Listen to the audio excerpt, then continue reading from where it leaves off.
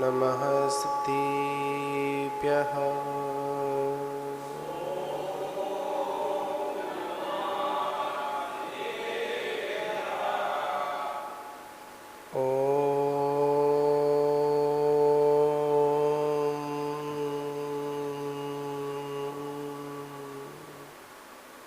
नमः सिद्धेभ्यः।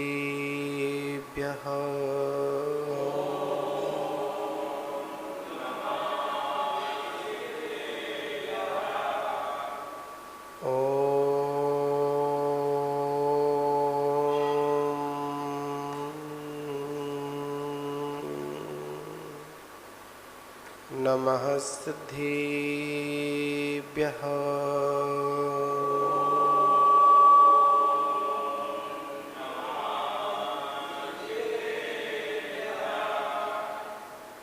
णमीदूढसव्यसिद्धे झाड़ोत्तम खब दीह दीह संसारे। दस दस दो दोणा जिणे दस दो अड़ोपेहणम मोक्षे। नमो अरिहंताणम नमो सिद्धाणम नमो वायरीयाणम नमो वज्रायाणम नमो लोये सौवसाहुणम। अनंतानंत सिद्धि परमेष्टि भगवान की, प्रथम तीर्थंकर आदिनाथ भगवान की, शांतिनाथ भगवान की, महावीर भगवान की, परम पूज्य आचार्य श्री कुंद कुंद देव स्वामी की, परम पूज्य आचार्य श्री आदिसागर महावीर कीर्ति विमल सागर जी गुरु महाराज की, परम पूज्य तपस्वी सम्राट आचार्य गुरुदेव सन्मते सागर जी गुरु महाराज की, अहिंसा महे विश्वधर्म की,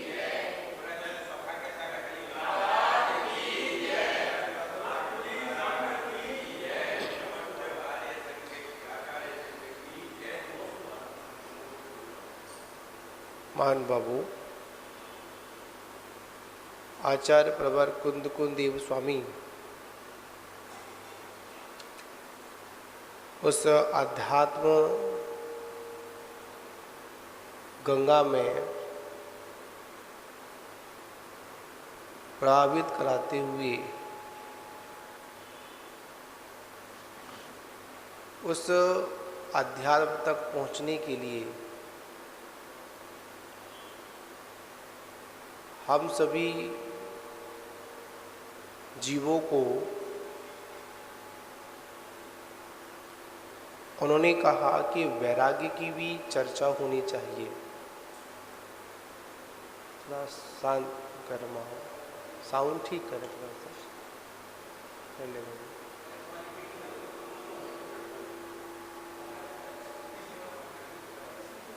ये पंखी भी थोड़े बंद कर दो, शोर ज़्यादा हो रहा है। पंखे बंद कर दो थोड़ा सा, क्या चल रहा है, शोर हो रहा है।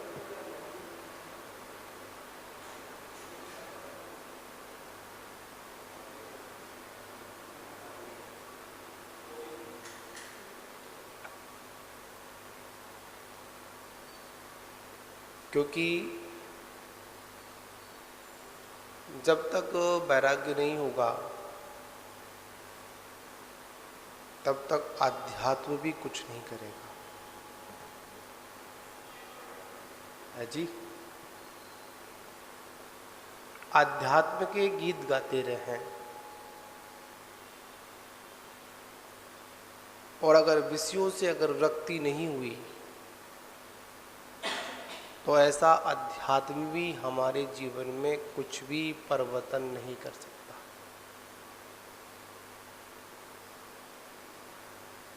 अध्यात्म के गीत तभी शोभा को प्राप्त होते हैं जब विषयों से विरक्ति हो।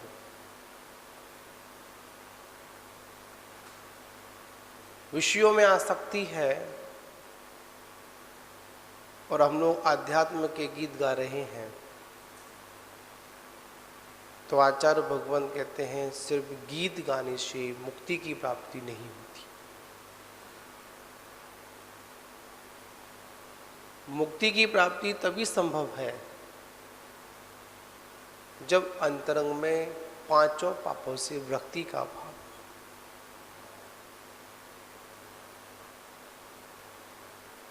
क्योंकि आचार्य भगवान कहते हैं पांचों पापों की विरक्ति ही व्रत की संज्ञा है। और जब कोई व्रती उस आध्यात्म का सहारा लेकर, आत्मा का सहारा लेकर आगम का संपूर्णता अध्ययन कर अपनी में जब स्थिर होता है, तब जाकर उसको क्या प्राप्ति होती है? संवर और निर्जरा की प्राप्ति होती है। बंधुओं, विषय है अपना उस मंगलाचरण के एक शब्द पर, झाड़ोत्तम। उस मंगलाचरण की लाइन का ये पूरा सार है।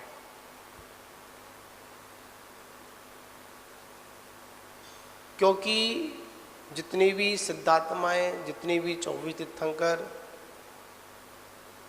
जो कुछ भी अगर वो निर्वाण को प्राप्त हुए या होंगे या हो रहे हैं, वो सभी ध्यानाग्नि के बल पर ही संभव है। और अग्नि भी कौन सी? उत्तम अग्नि। अब ये बात समझ में नहीं है कि अग्नि तो अग्नि होती है, उत्तम यहां पर विश्लेषण क्यों लगाया?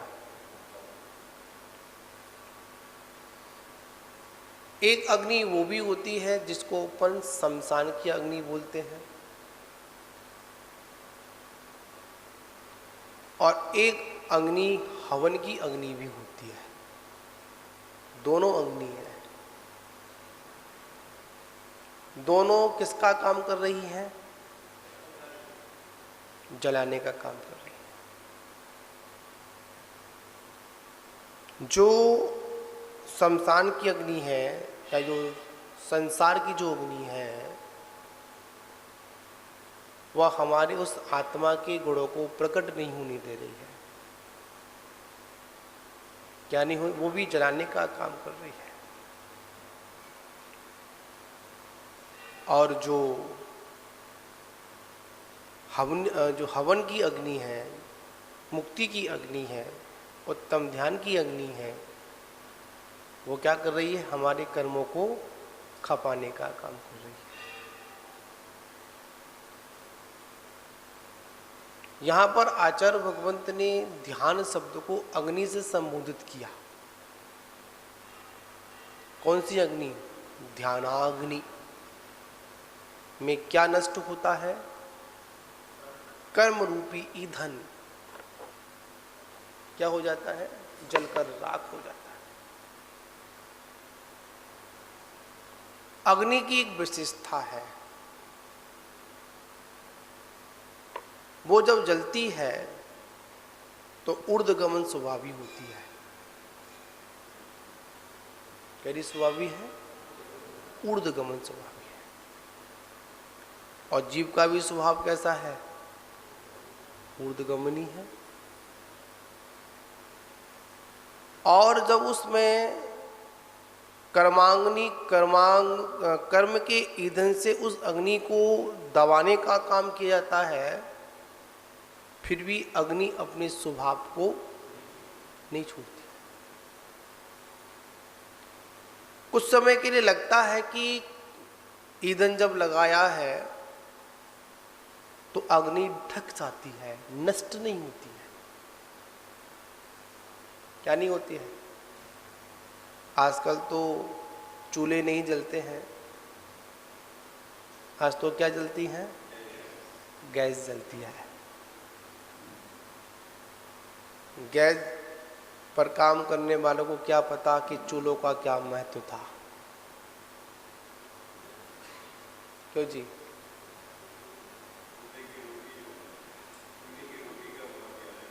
मतलब एक अलग महत्व था।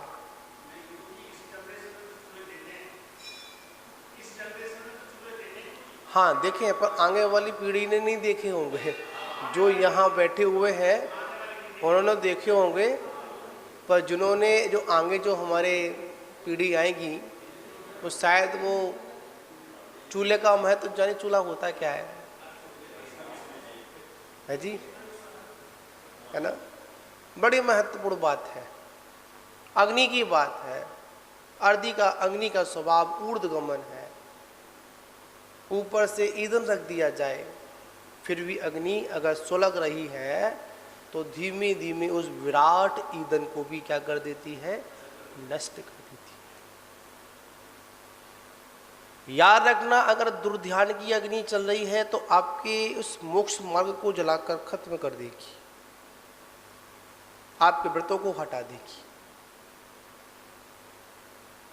सबसे बड़ी अग्नि है ईर्ष्या की अग्नि, द्वेष की अग्नि। और जब ये द्वेष की अग्नि जलती है ना, तो ना इसमें अपना नजर आता है ना पराया नजर आता है। जब जलती है, जिस ओर इसको हवा लग जाती है उस ओर ये सब कुछ खत्म कर कर आती है, कुछ भी बचा कर नहीं आती है।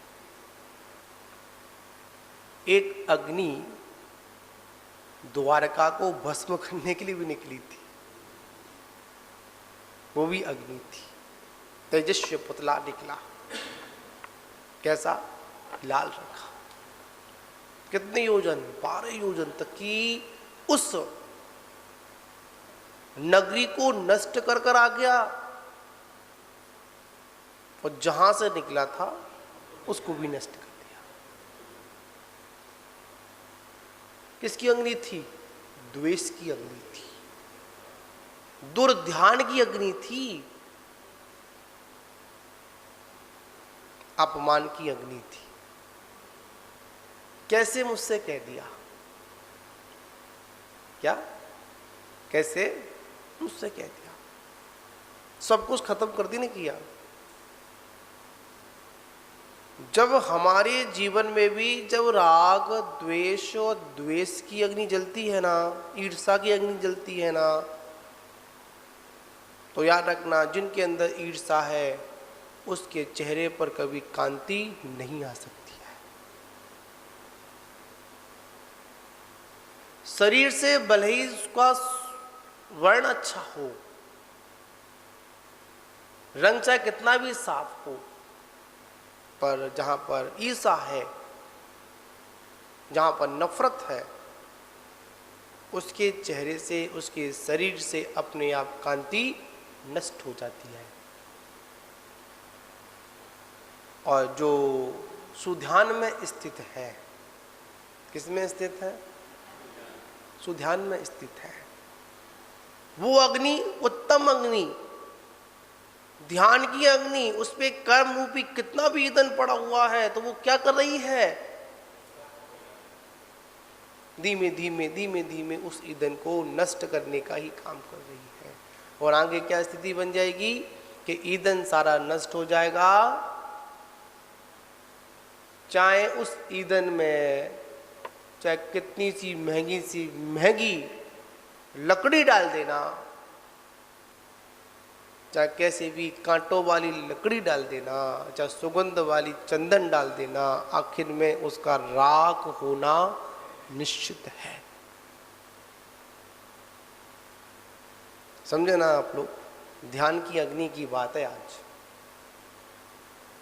करिए ध्यान, जलाइए अपने संपूर्ण कर्मों को। ऐसा मेरा आदेश नहीं, ऐसा जिनेंद्र परमात्मा का आदेश है। किसकी आज्ञा है? जिनेंद्र परमात्मा की आज्ञा। 2 शब्द हैं, 4 वेद है ना धर्म ध्यान के। कौन कौन से? आज्ञा, अपाय, उपाय और संस्थान। विचार करना। आज्ञा, किसकी आज्ञा? जिनदेव की आज्ञा। हम लोग आप लोगों से पूछें, आप किसकी परंपरा में रह रहे हैं, आप किसका अनुसरण कर रहे हैं?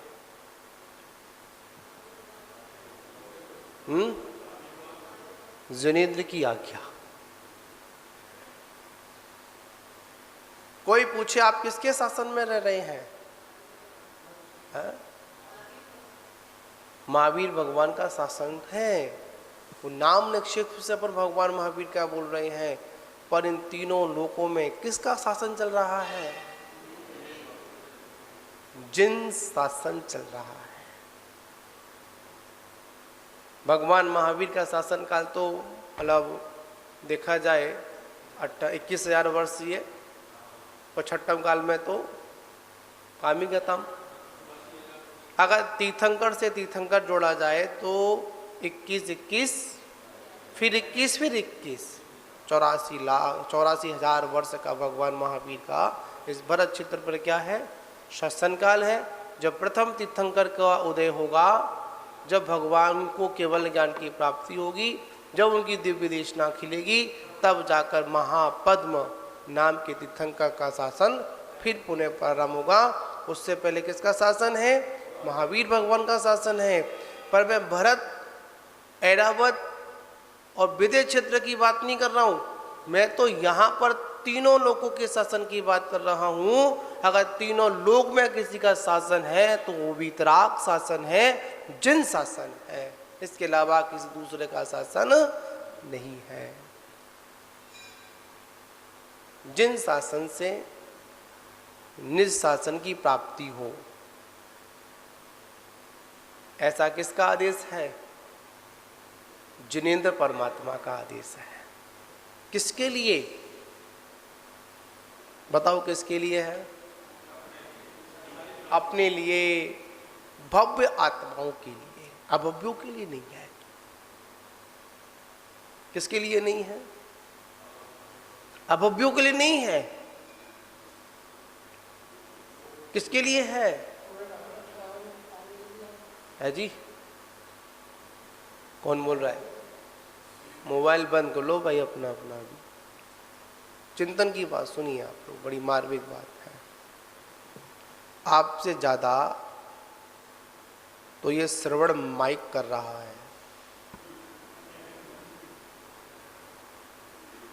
क्यों जी? गड़धर है। देखो एक बात बताया आपको, हम लोग कभी कभी भक्ति में कभी इतनी अतिशुक्ति कर देते हैं कि ये तो अजीब है, पर गड़धर तो अजीब है। एक मशीन है ये, पर कभी कभी अपन सोचते हैं, चिंतन करने वाली बात है। एक बार संत जी ने कहा कि तुमसे ज्यादा तो जितनी तुम मेरी नहीं सुनते हो, उतनी अधिक ही माइक सुनता है। जितना आपका कर्ण इंद्रिय आपका मेरी बात को श्रवण नहीं कर पाता, उससे अधिक नहीं, उससे कम भी नहीं। जैसा है तैसा है। कौन श्रवण करता है? ये माइक श्रवण करता है। इसको आज्ञा बोलते हैं। क्या बोलते हैं? इसको आज्ञा बोलते हैं। जैसा गुरु ने कहा, जैसा जिनेंद्र ने कहा, वैसा क्या करना है? मुझे वैसा ही करना है। अगर हमारी धारणा में जिन गुरु परंपरा है, कौन सी परंपरा है? जिन गुरु परंपरा है, तो सब कुछ व्यवस्थित है। और जिनके जीवन में जिन गुरु परंपरा नहीं, निज गुरु परंपरा है, वो संसार से ना पार हो सकते हैं और ना दूसरों को होने देंगे। शब्द है समझने वाले। कौन सा है? आजकल कुछ हमारा देश में और खासकर जैन समाज में एक बहुत बड़ा गर्म माहौल है। जिधर देखो किसकी चर्चा है? मुनि हत्या की चर्चा है। पर एक बड़ी सोचने वाली बात है। मैं चिंतन जब मैं शुद्धि के बाद आ रहा था, तो हर जगह बाहर एक बोर्ड पोस्टर लगा हुआ है शायद आज सभा का। अधिकांश सभी पोस्टरों पर एक हेडलाइन चल रही है कि मुनि हत्या, मुनि हत्या, मुनि हत्या। क्या कर दी? मुनि हत्या। याद रखना, अगर हम मुनि हत्या नाम से संबोधित करेंगे तो आगे ये मुनि हत्या की परंपरा चलती रहेगी। मुनियों की हत्या, अरे निर्गंत साधुओं की हत्या नहीं होती है। क्या नहीं होती है? निर्गंत साधुओं की हत्या नहीं होती। हत्या तो एक भोगियों की होती है। समझे ना आप लोग? मुनियों की अगर ऐसी अवस्था में कोई अगर मृत्यु भी उनकी हो जाए तो उसको उपसर्ग समाधि कहते हैं। क्या कहते हैं अपन? उपसर्ग समाधि कहते हैं। मुनराज को घानियों में पेल दिया गया। बताओ क्या कहोगे? हत्या हुई? क्यों लब जी? आचार्यों ने यथा कथित, मतलब आचार्यों ने बड़ी व्यवस्थित शब्द दिए। वहां पर भी हमारे पूर्वाचार, हमारे ग्रंथकार लिख सकते थे उन मुनियों की हत्या हो गई। चुकमाल मुनि, वो भी तो किसी के द्वारा उपसर्गी हुआ था, प्राण चले गए। समझे ना? आचार्यों ने क्या उपदेश दिया, क्या संकेत दिया हम लोगों के लिए? उपसर्ग समाधि हुई। एक उपसर्ग केवली भी होते हैं। क्यों पवन जी, होते नहीं होते? यहां पर विचार करना है। पहले तो हम यही सुधार करें, उन मुनराजों की हत्या नहीं हुई, उन मुनराज की उपसर्ग समाधि हुई है। चिंतनीय बात है। आज हम उन मुनराज की चिता पर मात्र अपनी रोटियों को सेक रहे हैं बस। क्या समझे आप लोग? मात्र हम अपनी व्यक्तिगत नेतागिरी में लगे हुए हैं। क्या समझे? आश्चर्य इस बात का होता है, मुनि संरक्षण कमेटियां उन्हीं की बनती हैं जो मुनियों की आहारचर्या भी नहीं कराते हैं। बड़ा कड़वा सत्य है। कहना सत्य है। हमारा संरक्षण भोगी विलासी लोग कर रहे हैं। चिंतन करने वाली बात है। आज हमारी डोर किसके हाथ में है? मतलब जिस पे कोई व्रत नहीं है, जिसके पास कोई भी संयम नहीं है, और ऐसा व्यक्ति मुनराजों का क्या कर रहा है? बड़े ठाठ से बोलता है कि हम मुनराजों को क्या करेंगे? नेतृत्व करेंगे। विचार करने वाली बात है, सोचने वाली बात। पहले तो हम शब्दों को चेंज करें। क्या करें अपन? पहले हम शब्दों को चेंज करें, पर आगे ऐसा वैसे आ जाएगा, आगे हमारी पीढ़ी यही बोलेगी कि मुनराजों की हत्या होती है, मुनराजों का मरण होता है, समाधि शब्द तो खत्म हो जाएगा, उपसर्ग समाधि खत्म हो जाएगी। जब तक हाथ में पिछी कमंडल है, मुनराज कभी मृत्यु को प्राप्त नहीं होते, समाधि मरण को प्राप्त होते। ये बात पक्की है। नमोकार मंत्र सुनकर तो कम से कम ऐसा कोई विरले होगा जो नमोकार मंत्र नहीं सुन पाए। अधिकांश गुरु मुख से मंत्र सुनकर ही व्यक्ति के प्राण निकलते हैं, संबोधन के माध्यम से प्राण निकलते हैं। हम उसको क्या बोलेंगे? अपन मरण बोलेंगे, या समाधि मरण बोलेंगे, या फिर हत्या बोलेंगे? बीच में ऐसा प्रसंग भी आया था, मुनराजों के समाधि मरण को उन्होंने आत्महत्या घोषित करने का भी प्रयास किया गया था। विचार करने वाली बात है, सोचने वाली बात है। इस पे पहले सुधार होना चाहिए। क्या सुधार होना चाहिए? उपसर्ग समाधि, ना कि हत्या। मानते हैं गलत तरीके से उनकी हत्या की गई, मतलब उपसर्ग किया गया, पर उन्होंने कोई अपने बचाव में कोई क्या नहीं किया, रिप्लाई नहीं दिया। कभी ऐसा कोई नहीं किया कि मैं बच जाऊं, ऐसा कुछ नहीं किया उन्होंने किया।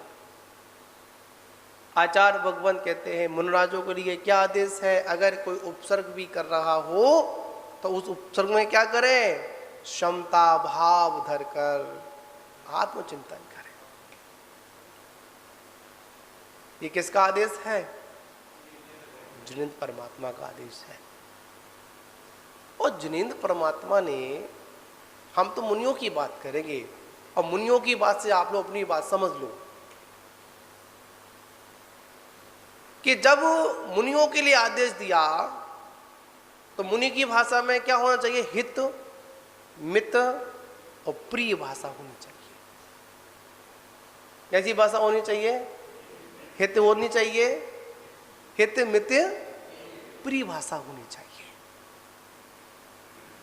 मुनि को कभी भी कटु शब्द का प्रयोग अपनी जिह्वा से नहीं करना चाहिए। और इस घोर पंचम काल में तो किसी से कुछ कहना भी नहीं चाहिए। क्या समझे आप लोग? क्या पता कब किसकी बुद्धि खसक जाए, कब वो अपने को अपमानित समझे और कब उसके बदले की आग अंदर जलती रहे और तुम्हारा क्या कर दे? सब कुछ खत्म कर दे।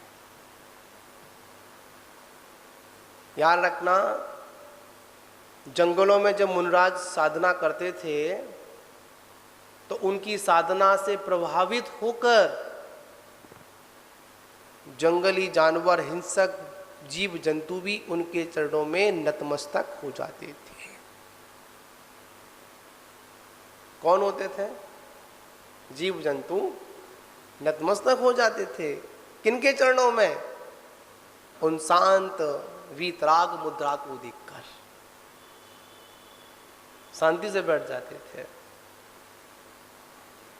पर आज के जानवर नहीं, आज के इंसान, और मैं तो कहूँगा कथा कथित निज भक्त, अगर उनको यथा योग अगर साधुओं के द्वारा व्यवस्था नहीं मिले तो वो मुनराजों के पास नहीं आए। क्या नहीं करें? मुनराजों के पास में नहीं आए। एक बार पूछा गया कि जंगल में साधना करना आसान था या बस्ती में करना आसान था? आसान है। महाराज बोले कि आजकल जंगलों में साधना करना आसान है, बस्ती में साधना करना, बस्ती में जो रहने वाले जो जंतु हैं ना, बहुत खतरनाक है। साधना से भी च्युत करते हैं, ध्यान से भी च्युत करते हैं। अब ऐसा समय आ गया है कि प्राणों से भी विचार करने वाली बात है, सोचने वाली बात है, आज्ञा की बात है। आचार्य भगवंतों ने, हमारे गुरुओं ने हमको बड़ा सुंदर आदेश दिया, अगर शांति चाहते हो श्रावकों से दूरी बनाए रखो। क्या बनाए रखो? दूरियां बनाए रखो। अगर शांति चाहते हो तो जीवन को अगर अशांत बनाना है तो क्या करो? श्रावकों को जोड़ना प्रारंभ कर दो। यहां पर बात है, श्रावक से मतलब यहां पर समझना है कि आचार्यों ने ऐसा भी आदेश दिया, श्रावकों का सत्संग करो, श्रावकों के साथ रहो। कौन से वाले श्रावक? श्रावक ही वेद होते हैं। संयमी श्रावक। कौन सा श्रावक? संयमी श्रावक।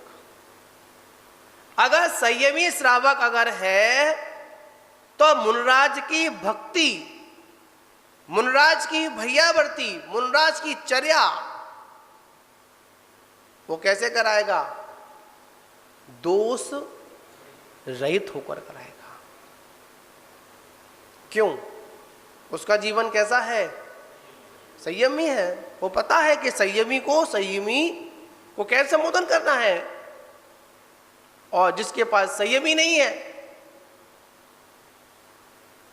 एक सपोज करें, मानते हैं कहीं मुनराज का स्वास्थ्य बिगड़ जाए, इतना बिगड़ जाए कि मरणाधन अवस्था में हो, और श्रावक वहां पर, श्रावक ही कहेंगे, श्रावक नहीं कहेंगे तो आप लोग पता नहीं क्या समझेंगे, आप लोग श्रावक लोग आ जाएंगे,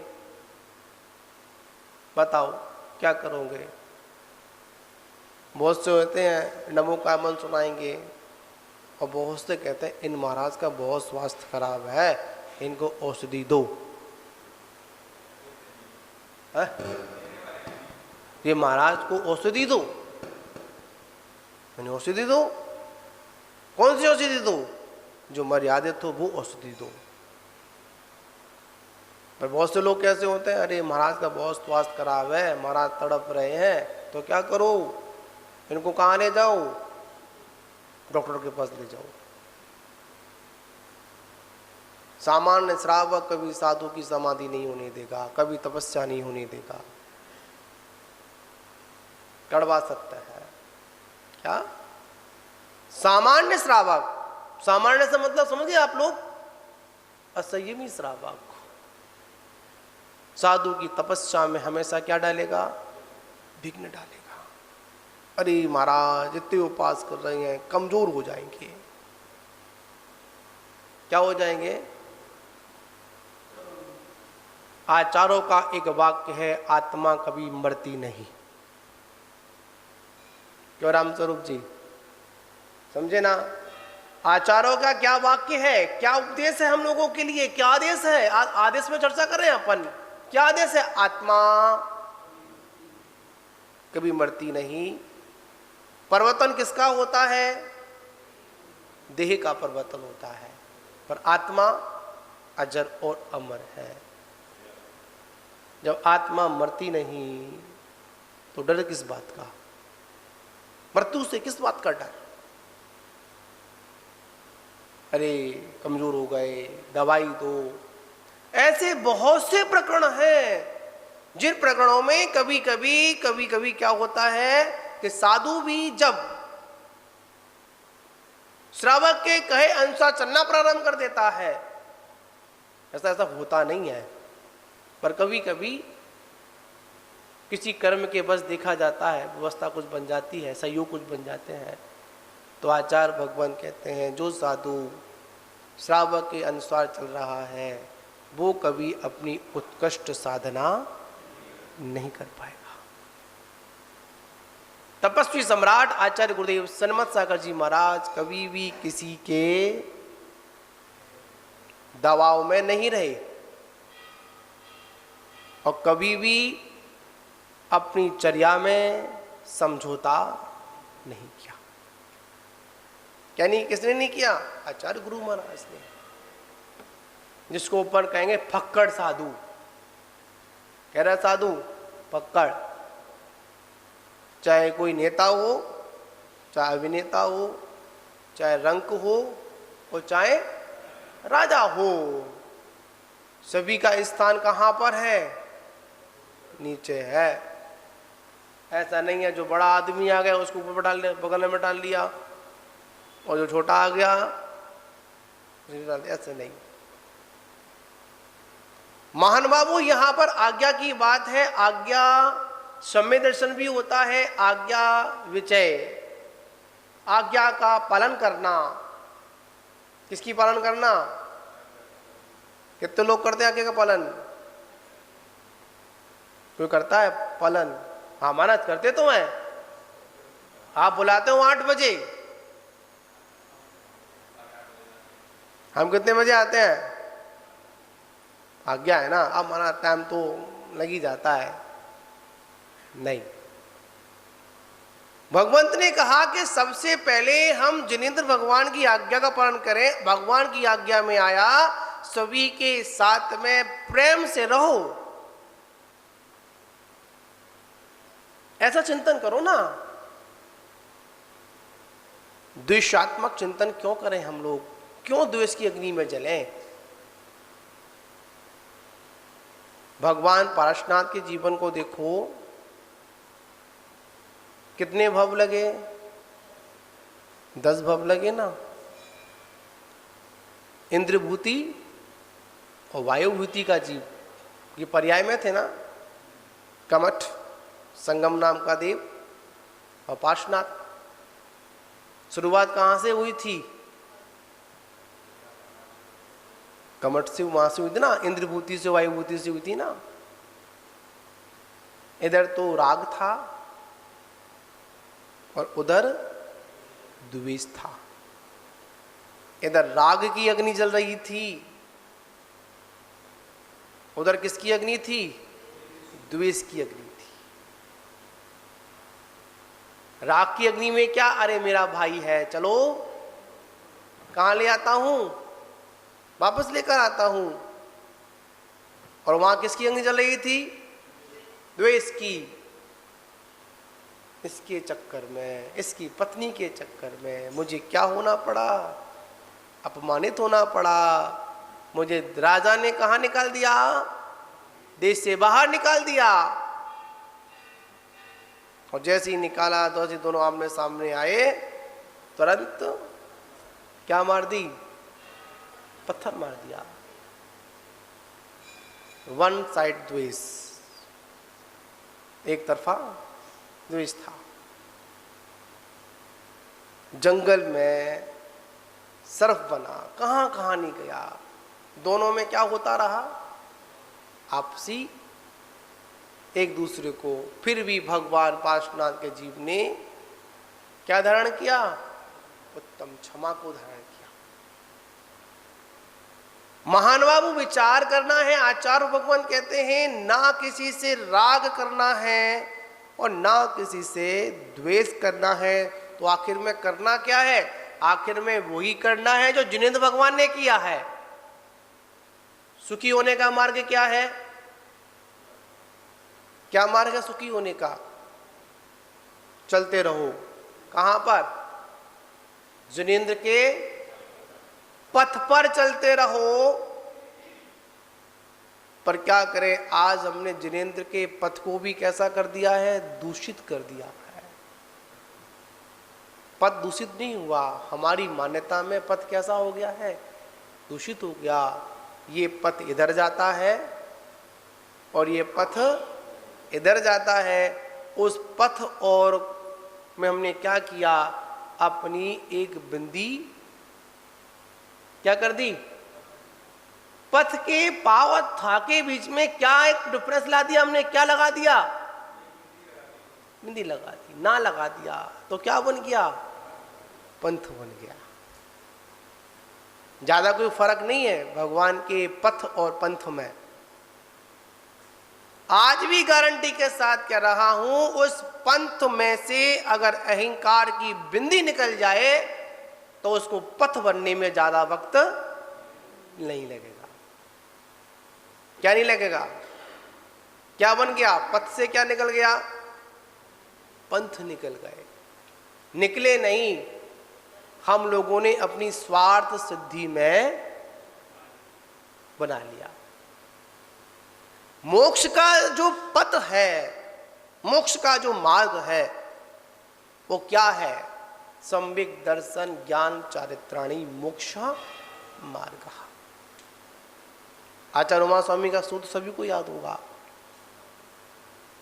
अकेला सम्यक दर्शन मोक्ष मार्ग नहीं, अकेला सम्यक ज्ञान मोक्ष मार्ग नहीं, अकेला सम्यक चारित्र भी मोक्ष मार्ग नहीं। क्या इन तीनों का एक होना, जिसको हम क्या बोलते हैं? रत्नत्रय बोलते हैं। याद रखना, जब तक सम्यक दर्शन नहीं होगा, और कौन सा सम्यक दर्शन? आज्ञा सम्यक दर्शन। 10 प्रकार के भेद, वैसे तो सम्य दर्शन का अपने में कोई भेद नहीं है, पर श्रावकों को समझाने के लिए, भव्य आत्मा को समझाने के लिए आचार्यों ने क्या किया, उसमें भेद किया। विचार करने वाली बात है। सम्य दर्शन, दर्शन विशुद्धि। क्या? सम्यक दर्शन, सम्यक विशुद्धि, अनंत दर्शन। समझे ना? यहां पर आचार्य कहते हैं कि आज्ञा सम्य दर्शन, दर्शन विशुद्धि जब तक नहीं होगी, जब तक अनंत दर्शन की प्राप्ति भी होने वाली नहीं है। महाराज हमको तो सम्य दर्शन है। कौन सा वाला है? क्षायक वाला है या क्षयोपशम वाला है या उपशम वाला है? बताओ कौन सा वाला आपके पास में है? बताओ पवन जी, है पक्का? पत्रकार महोदय है? बताओ बताओ। मैं तो नहीं बता सकता आपको कौन सा सम्य दर्शन है, क्योंकि मेरे पास तो अभी है नहीं है। आचार्यों ने कहा कि सम्य दर्शन की पहचान या खुद जाने या भगवान जाने है। जब वो ही जाने तो खजू तुम तो जानो भाई। भगवान कहते हैं अगर सम्यक दर्शन का अगर पहचान करना है कौन सम्यक है, तो आचार्य ने कहा या केवली जाने या कौन जाने, खुद जाने। खुद। अब कैसे जाने, इसका तरीका को बताता हूं कैसे जाने, जो आचार्यों ने बताया। देव शास्त्र गुरुओं पर, हाँ महाराज ये तो है नहीं है? बताओ, है ना? आंशिक रुक तो जाओ ज्ञानी आत्माओं, पहले मेरी तो सुन लो पहले एक मिनट। क्या समझे? हाँ महाराज ये तो है। देव शास्त्र गुरु पर क्या सच्चा श्रद्धान है। भगवान आपके सुनने में देरी कर दे, फिर पता लगेगा कितना सम्यक दर्शन आपको है। फिर देखेंगे आपका कितना श्रद्धान है ना? गुरु कुछ बोल दे, फिर देखेंगे कितना सम्यक दर्शन है आप लोगों के अंदर। श्रद्धा भी हमारी ऐसी है डमाडोल। एक सुंदर एक प्रकरण आता है, एक संत जी के पास एक श्रावक गया, तो श्रावक ही बोलूंगा भाई, और संत जी से निवेदन के महाराज आशीर्वाद दो। आशीर्वाद भी ऐसे मांगता है कि जैसे इसने महाराज को आशीर्वाद के लिए कोई क्या दे रखा हुआ है, खजाना दे रखा। महाराज दो, क्या दो? आशीर्वाद दो। बहुत से लोगों से महाराज पीछे लगाओ। अब पता नहीं महाराज तुम्हारी आज्ञा में चले या भगवान की आज्ञा में चले। क्या समझे? कोल्हापुर में स्वाध्याय चल रहा था, तो एक श्राविका थी आचार्य महाराज के पास पहुंची। आचार्य श्री नमोस्तु नमोस्तु नमोस्तु। आचार्य श्री ने ऊपर निगाह उठा के देखा, क्या है? कि मुझे आहार देना है। क्या देना है? मुझे आहार देना है। आचार्य श्री बोले जल्दी ला, तू पहले आहार करा, मुझे बाद में स्वाध्याय भी करना है। क्या करना है? ला, जल्दी ला। क्या लेकर आ? आहार लेकर आ, मुझे स्वाध्याय भी करना है। ऐसे भी लोग होते, महाराज आशीर्वाद पीछी लगाओ। अरे भाई ये पीछी जीव जंतुओं को झाड़ने के लिए है, मतलब जगह को प्राशु करने के लिए है। जहां पर बैठते हैं वहां पर पीछे से परिमार्जन करते हैं। तुम्हारे सर पे तो बैठना नहीं है हमको, तुम्हारा सर का परिमार्जन करे। समझे ना आप लोग? गुरु महाराज का अगर हाथ भी अगर उठ गया तो समझ जाओ को आपको आशीर्वाद मिल गया। और आपकी नमोस्तु पर यह भी ध्यान रखना, आप लोग विचार करना, नमोस्तु तब करना जब महाराज आशीर्वाद की मुद्रा में हो। मतलब ध्यान में बैठे हैं, स्वाध्याय में बैठे हैं, ठीक है ना, या चल रहे हैं, या आहारचर्या कर रहे हैं, या शुद्धि से आए हैं, आप चिल्ला रहे हो नमोस्तु महाराज, नमोस्तु महाराज, नमोस्तु महाराज। बताओ, ध्यान अवस्था में अगर नमोस्तु करोगे और आपके निमित्त से अगर मुनिराज का ध्यान भंग हो गया तो आपको मुनिराज की ध्यान भंगता का दोष लगेगा। है? दूर से अवस्था देख ले, मुनिराज की अवस्था में बैठे हुए हैं, स्वाध्याय कर रहे हैं, आके चुपचाप बैठ जाए, इंतजार करें क्या मुनिराज क्या हो, स्वाध्याय पूर्ण करें फिर नमोस्तु करें तो मुनिराज आपको आशीर्वाद देंगे। मुनिराज चर्या पे जा रहे हैं, नमोस्तु, महाराज आहार करें, नमोस्तु। आचार्य भगवान कहते हैं जब आप नमोस्तु करें तो उसके प्रत्युत्तर में आपको आशीर्वाद भी मिलना चाहिए। क्या मिलना चाहिए? अगर हम लोग आशीर्वाद नहीं देंगे तो श्रावक क्या बोलेगा, अरे ये कैसे महाराज है नमोस्तु करते हैं, ये तो आशीर्वाद भी नहीं देते। ऐसी धारणा बन जाएगी। ये आचार्यों के वाक्य हैं। किसके वाक्य हैं? अवस्था देखिए, कौन सी अवस्था है, कहां पर क्या करना है। श्रावक पहुंचा, महाराज आशीर्वाद दो, किस बात का? महाराज अपने खेत में ट्यूबवेल खुदवाना है।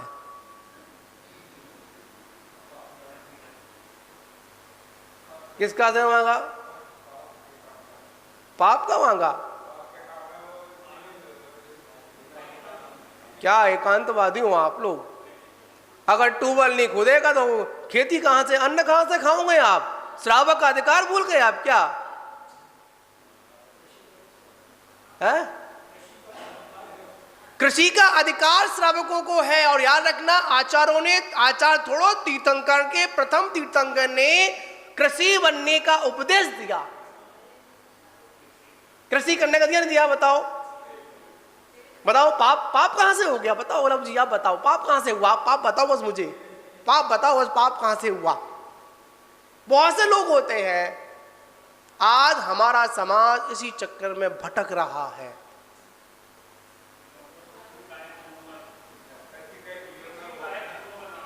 पूरी, हाँ वो अपेक्षा समझ रहा हूं उनकी, मैं ये समझ रहा हूं कहां किस अपेक्षा से बात कर रहे हैं। पर यहां पर एक बात कहना चाहूंगा, अगर हमको संपूर्ण सभा में कह दिया कि कृषि करना पाप है तो हमने श्रावक धर्म को खत्म कर दिया। अगर कृषि करना अगर तुम्हारी संज्ञान में पाप आ गया तो तुमको वस्त्र पहनने का अधिकार ही नहीं, तुमको पीछे कमंडल लेकर बगल में बैठ जाना चाहिए। विचार करिए आप लोग।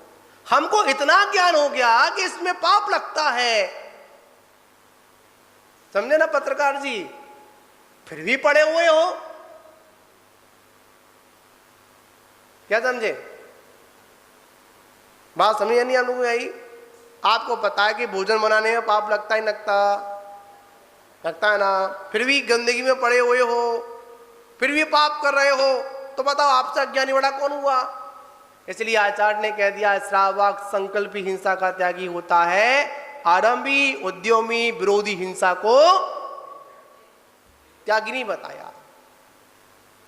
क्या संकल्पी हिंसा का त्यागी है? कृषि के लिए बता दिया। आज हम लोग व्यापार करें, अपने अपने बड़े बड़ी कोठियां, बड़े बड़े मतलब फैक्ट्रियां लगाकर बैठे हम लोग, पर सबसे पहले क्या अधिकार था? पहले हमारा देश कैसा था? कृषि प्रधान देश था। समझे ना आप लोग? उसने कहा कि हमारा आशीर्वाद दो, किसका? ट्यूबवेल खोदना है। अब लोग कहते हैं कि महाराज से मत पूछो, आशीर्वाद मान लो, तो किससे ले?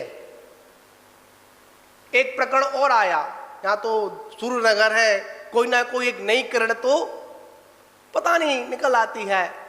मैं जा रहा था शुद्धि के लिए, हम लोग आचर से थे महाराज, एक व्हाट्सएप पर एक बहुत बड़ी वीडियो वायरल हो रही है, क्या कि सांधारा नहीं करना चाहिए, सांधारा नहीं करना चाहिए। मैंने क्यों नहीं करनी चाहिए? अरे सांधारा में क्या मांगते हैं? वस्तुएं मांगते हैं। अब बताओ, भगवान से नहीं मांगोगे तो किससे मांगोगे? बस तुम्हारी मांगने की आदत है, तुम मानोगे ही नहीं। क्या समझे? तुम्हारी मांगने की आदत है, इनसे नहीं मांगोगे उनसे मांगोगे। मांगे मेरा तो मानोगे ही नहीं, क्योंकि मांगने की आदत मेरी जाती नहीं है, मांगोगे। आचार्य भगवंत कहते हैं वहां इधर उधर ना भागकर, कहां अपने से मांग ले। यहां तो सुधरने का मौका है, वहां तो कोई सुधरने का मौका नहीं है। हमारी सोच है वीतरागी भगवान कुछ नहीं देते हैं। अरे मैं तो ये कहता हूं, ये ऐसा कल्प वृक्ष है, इनसे जैसा मांगो, जो मांगो, जब मांगो तब देते हैं। पर आप में मांगने की ताकत होनी चाहिए। क्या होनी चाहिए? पता भगवान क्या नहीं देते? आप लोग विनय पाठ पढ़ते नहीं पढ़ते? क्या लाना आती है बताओ? चक्रवर्ती की कौन सी लाना है? पढ़ते हो ना? हाँ, मिले किनसे मिलता है? किनकी पूजा से मिल रहा है? बताओ, किसी वस्त्रधारी की पूजा से मिला क्या? किसकी पूजा से मिला? जो वीतरागी है ना, उसकी विनय पाठ में ही आ गया। चक्रवर्ती आदि पदों की प्राप्ति अपने आप भगवान आपकी पूजा से हो जाती है। होती नहीं होती? विचार करिए। व्यक्ति ने कहा हमारा आशीर्वाद दो, ट्यूबवेल खोदना है। क्या खोदना है? बात बड़ी समझने वाली है। ठीक है, आशीर्वाद दे दिया और कहा बेटा 100 फीट खोदना। कितना खोदना? समझना? उदाहरण को अपन समझने का प्रयास करें, ना कि उसको अपन राजमार्ग वाली कर जाए। ठीक है, उदाहरण जो होते हैं, कथा जो होती है, समझने के लिए होती है, अपनी वस्तु को निकालना है।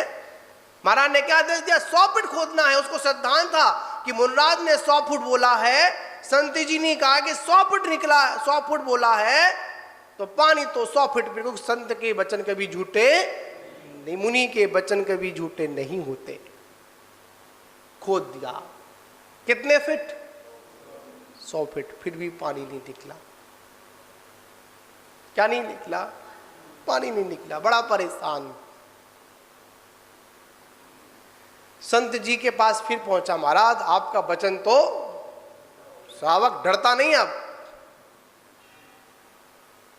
क्या बोल जाए, कब बोल जाए, कैसे बोल जाए, कुछ नहीं पता श्रावक का है। जो मन में आता है वो बोल जाता है। क्या बोला कि महाराज आपने झूठ बोला। क्यों?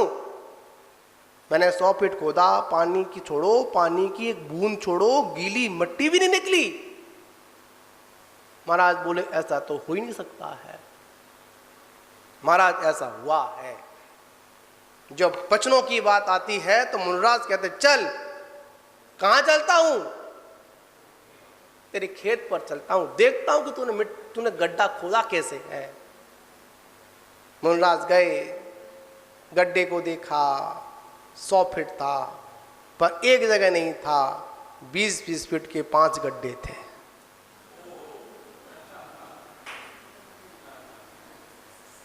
सौ की बात है ना?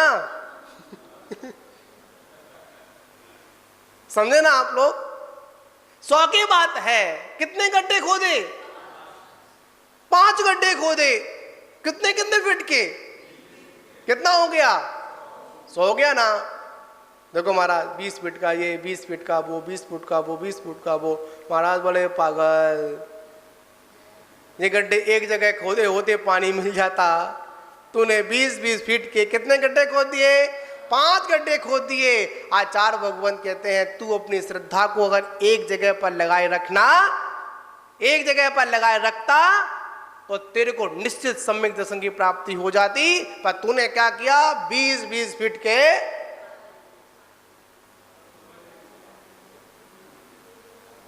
समझे लव जी। बात कभी कभी समझ में कब आती है, जब बात पूरी हो जाती है। यहां पर हमारा अभिप्राय क्या है, बात को समझना है, ठीक है ना। तो बंधुओं, बात यहां पर आज्ञा समय दर्शन की है, आज्ञा ध्यान की है, आज्ञा का चिंतन करना है। और आज्ञा के चिंतन में तो बहुत कुछ आता है। क्या आता है, बहुत कुछ आता है। तो बात थी, अगर अपनी कर्मों की अगर अग्नि को नष्ट कर, अगर अपने को कर्म का ईंधन नष्ट करना है तो क्या करना पड़ेगा, ध्यान करना पड़ेगा। कौन सा ध्यान करना पड़ेगा, धर्म ध्यान और शुक्ल ध्यान करना पड़ेगा। तभी जाकर हमारे चित्त को क्या मिलेगी, शांति मिलेगी। तो महान बाबू, हम लोग आज चर्चाएं की और एक चर्चा विशेष रूप से रही, इसमें आप लोग समझेंगे। हम कभी भी कोई भी अगर संदेश मुनि समाधि का अगर आता है, मुनि के अगर मरण का आता है, पिछीधारी का आता है, तो हम क्या संबोधन दें, समाधि मरण हुआ है, हत्या का अपन। शब्दों का सही चयन करना चाहिए। मुनराज को कभी हत्या नहीं होती, कोई अगर कोई मार भी दे, उपसर्ग भी कर दे, तो क्या होती है, उपसर्ग समाधि को प्राप्त हुए, जिससे हमारा जैन इतिहास क्या रहेगा, जीवंत रहेगा। पर हम लोग क्या बोल देते हैं, बड़े बड़े पोस्टरों में, बड़े बड़े फ्लैक्सों पर, बड़े बड़े मैसेज पर, आजकल टीवी के चैनलों पर भी क्या चल रहा है कि कुमार मतलब काम कुमार मुनराज महाराज काम कुमार की हत्या कर दी। ऐसा नहीं, उपसर्ग हुआ, हमारे वो मुनराज उपसर्ग विजेता रहे। क्या रहे, विजेता रहे, उन्होंने समाधि को प्राप्त किया। तो महान बाबू, आज शायद दिल्ली में भी आयोजन चल रहे हैं, ठीक है ना, आगे चलते रहेंगे। समय ऐसा आएगा पूरे देश में चलेंगे, और चलने के बाद कुछ समय के बाद ठंडे अवस्था में गरीब हो जाएंगे।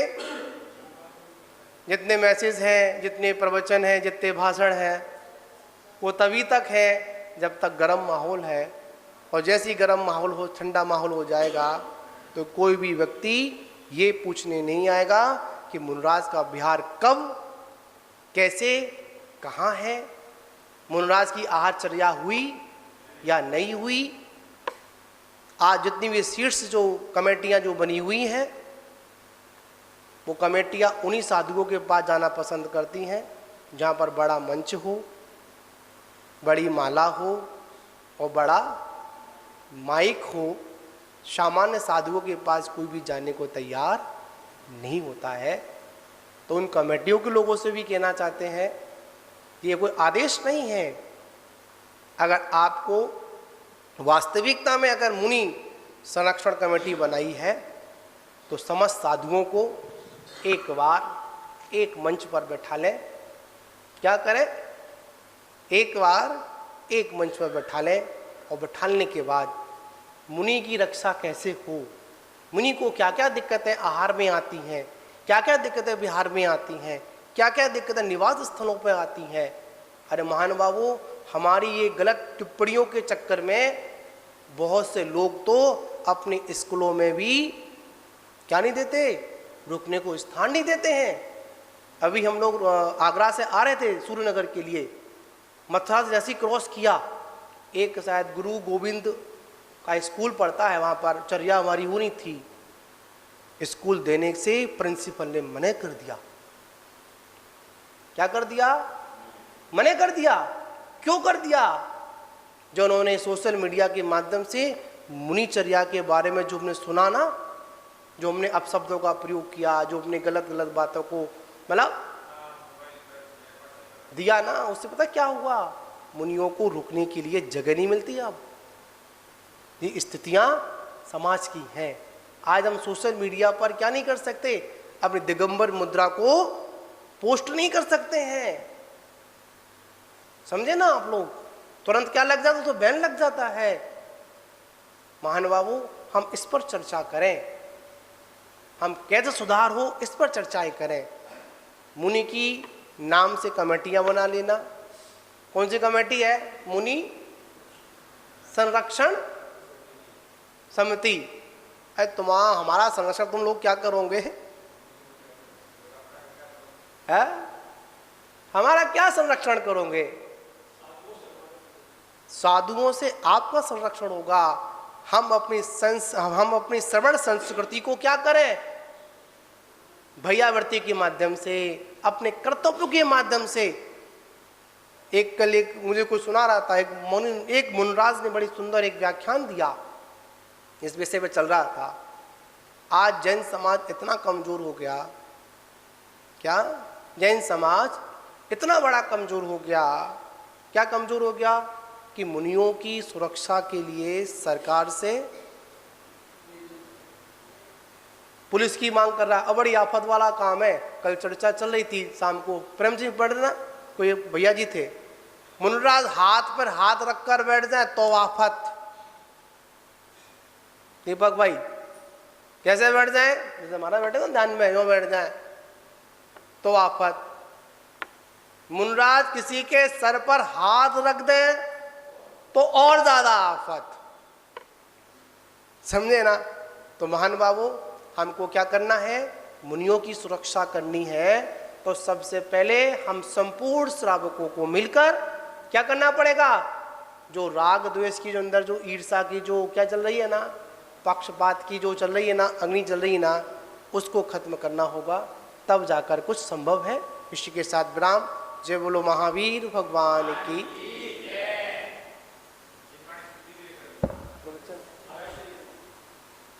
तेजस्वी पुतला निकला, कैसा? लाल रखा। कितने योजन? 12 योजन तक की उस नगरी को नष्ट कर कर आ गया, और जहां से निकला था उसको भी नष्ट कर दिया। किसकी अग्नि थी? द्वेष की अग्नि थी, दुर्ध्यान की अग्नि थी,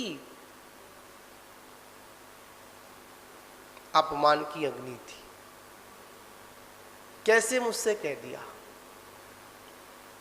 क्या? कैसे मुझसे कह दिया? सब कुछ खत्म कर दी, नहीं किया। जब हमारे जीवन में भी जब राग द्वेष और द्वेष की अग्नि जलती है ना, ईर्ष्या की अग्नि जलती है ना, तो याद रखना, जिनके अंदर ईर्ष्या है उसके चेहरे पर कभी कांति नहीं आ सकती है। शरीर से भले ही उसका वर्ण अच्छा हो, रंग चाहे कितना भी साफ हो, पर जहां पर ईर्ष्या है, जहां पर नफरत है, उसके चेहरे से, उसके शरीर से अपने आप कांति नष्ट हो जाती है। और जो सुध्यान में स्थित है, किसमें स्थित है? सुध्यान में स्थित है। वो अग्नि, उत्तम अग्नि, ध्यान की अग्नि, उस पे कर्म रूपी कितना भी ईंधन पड़ा हुआ है, तो वो क्या कर रही है? धीमे धीमे धीमे धीमे उस ईंधन को नष्ट करने का ही काम कर रही है। और आगे क्या स्थिति बन जाएगी कि ईंधन सारा नष्ट हो जाएगा। चाहे उस ईंधन में चाहे कितनी सी महंगी लकड़ी डाल देना,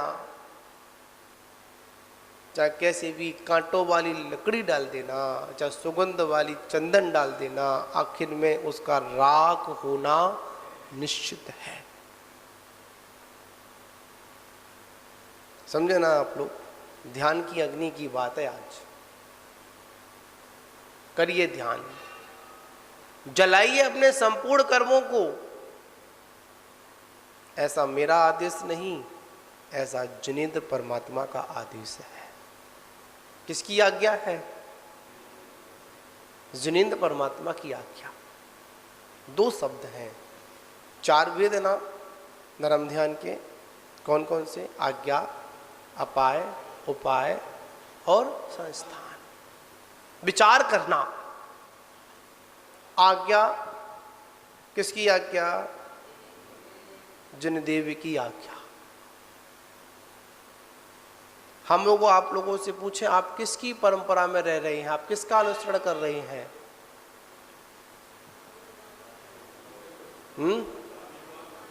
जिनेंद्र की आज्ञा। कोई पूछे आप किसके शासन में रह रहे हैं? महावीर भगवान का शासन है। वो नाम निक्षेप से पर भगवान महावीर क्या बोल रहे हैं, पर इन तीनों लोकों में किसका शासन चल रहा है? जिन शासन चल रहा है।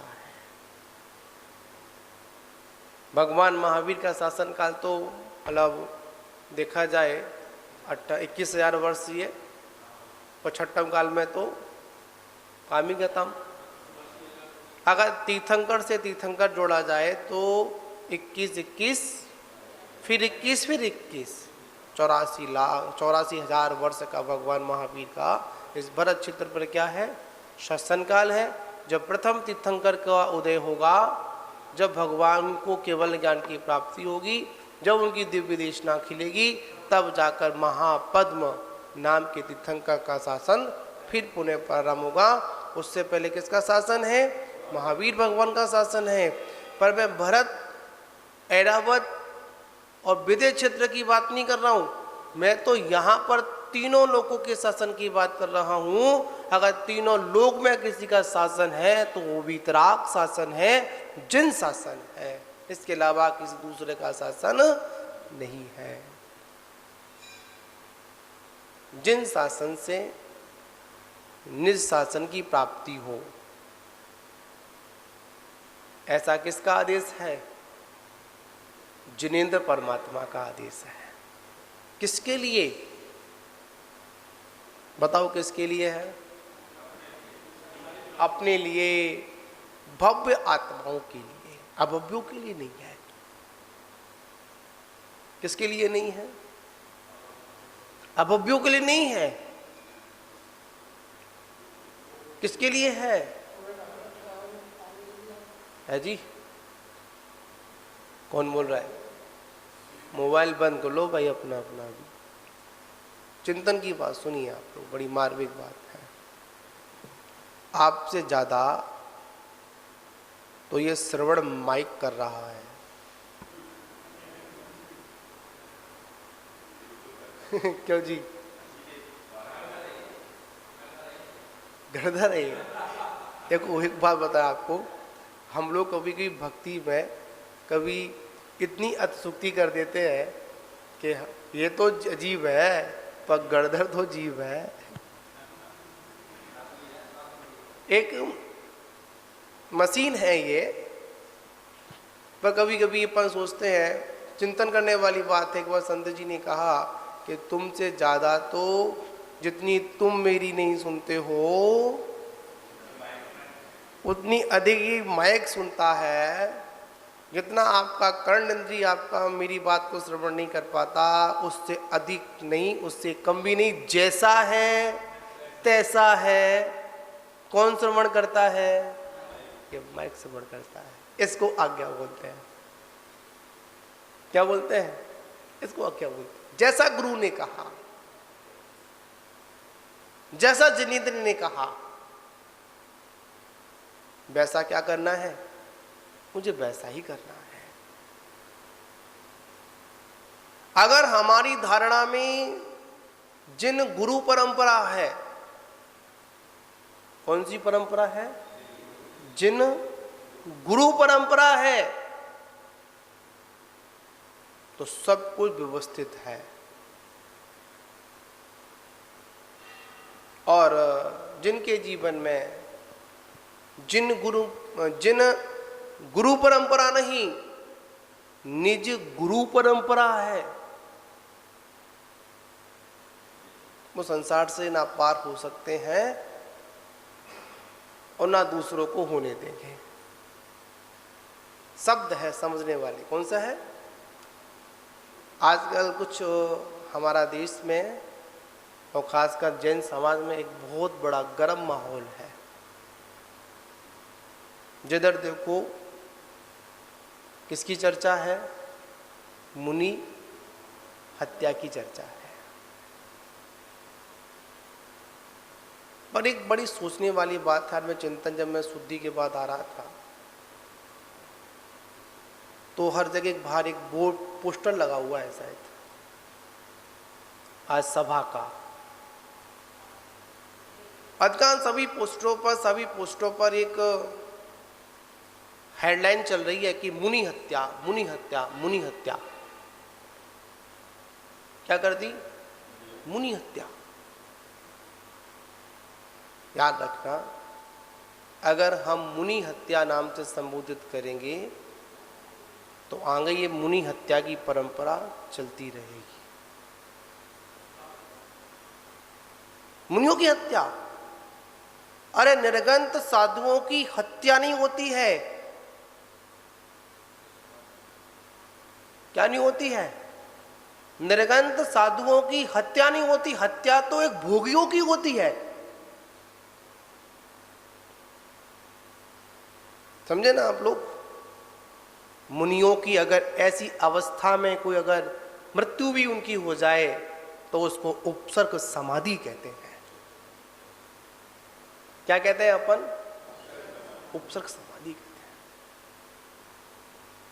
मुनराज को घानियों में पेल दिया गया। बताओ क्या कहोगे? हत्या हुई? क्यों लब जी? आचार्यों ने यथा कथित, मतलब आचार्यों ने बड़ी व्यवस्थित शब्द दिए। वहां पर भी हमारे पूर्वाचार, हमारे ग्रंथकार लिख सकते थे उन मुनियों की हत्या हो गई। चुकमाल मुनि, वो भी तो किसी के द्वारा उपसर्गी हुआ था, प्राण चले गए। समझे ना? आचार्यों ने क्या उपदेश दिया, क्या संकेत दिया हम लोगों के लिए? उपसर्ग समाधि हुई। एक उपसर्ग केवली भी होते हैं। क्यों पवन जी, होते नहीं होते?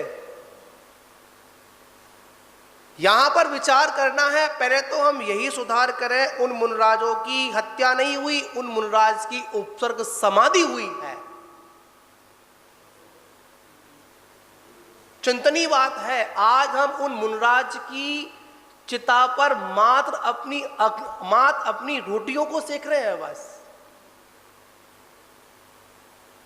क्या समझे आप लोग? मात्र हम अपनी व्यक्तिगत नेतागिरी में लगे हुए हैं। क्या समझे? आश्चर्य इस बात का होता है, मुनि संरक्षण कमेटियां उन्हीं की बनती हैं जो मुनियों की आहारचर्या भी नहीं कराते हैं। बड़ा कड़वा सत्य है।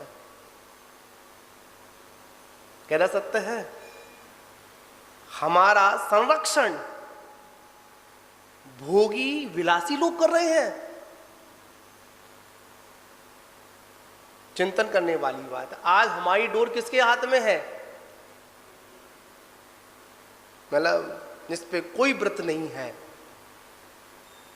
जिसके पास कोई भी संयम नहीं है, और ऐसा व्यक्ति मुनराजों का क्या कर रहा है? बड़े ठाठ से बोलता है कि हम मुनराजों को क्या करेंगे? नेतृत्व करेंगे। विचार करने वाली बात है, सोचने वाली बात। पहले तो हम शब्दों को चेंज करें। क्या करें अपन? पहले हम शब्दों को चेंज करें, पर आगे ऐसा वैसे आ जाएगा, आगे हमारी पीढ़ी यही बोलेगी कि मुनराजों की हत्या होती है, मुनराजों का मरण होता है, समाधि शब्द तो खत्म हो जाएगा, उपसर्ग समाधि खत्म हो जाएगी। जब तक हाथ में पिछी कमंडल है,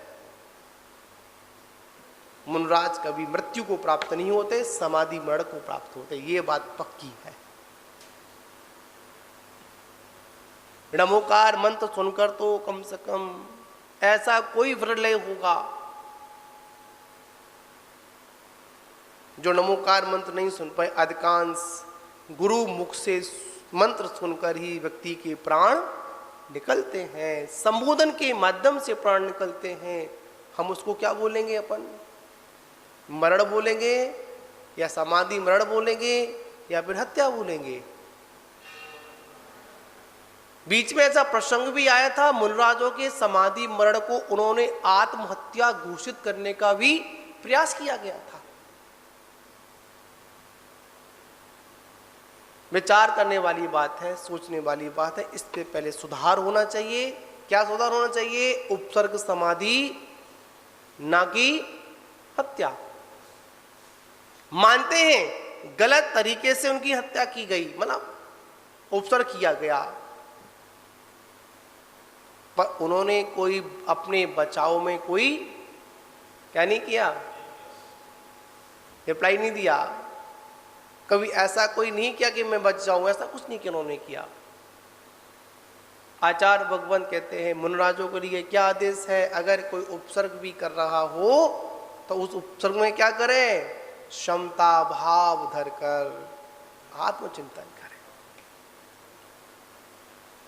ये किसका आदेश है? जिनेंद्र परमात्मा का आदेश है। और जिनेंद्र परमात्मा ने, हम तो मुनियों की बात करेंगे और मुनियों की बात से आप लोग अपनी बात समझ लो कि जब मुनियों के लिए आदेश दिया तो मुनि की भाषा में क्या होना चाहिए? हित, मित और प्रिय भाषा होनी चाहिए। कैसी भाषा होनी चाहिए? हित होनी चाहिए, हित मित प्रिय भाषा होनी चाहिए। मुनि को कभी भी कटु शब्द का प्रयोग अपनी जिह्वा से नहीं करना चाहिए। और इस घोर पंचम काल में तो किसी से कुछ कहना भी नहीं चाहिए। क्या समझे आप लोग? क्या पता कब किसकी बुद्धि खसक जाए, कब वो अपने को अपमानित समझे और कब उसके बदले की आग अंदर जलती रहे और तुम्हारा क्या कर दे? सब कुछ खत्म कर दे। याद रखना, जंगलों में जब मुनराज साधना करते थे तो उनकी साधना से प्रभावित होकर जंगली जानवर, हिंसक जीव जंतु भी उनके चरणों में नतमस्तक हो जाते थे। कौन होते थे? जीव जंतु नतमस्तक हो जाते थे। किनके चरणों में?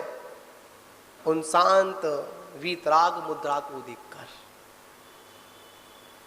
शांति से बैठ जाते थे। पर आज के जानवर नहीं, आज के इंसान,